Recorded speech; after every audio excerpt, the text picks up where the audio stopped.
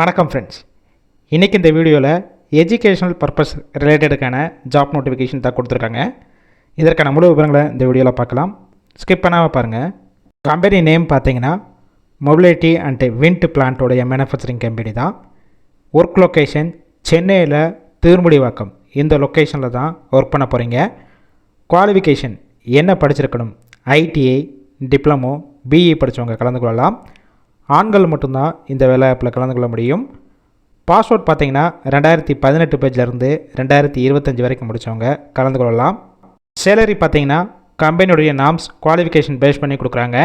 ITI முடித்தவங்களுக்கு 17,500, diploma முடித்தவங்களுக்கு 18,500, BE முடித்தவங்களுக்கு 19,500 வரைக்கும் கிடைக்கும்.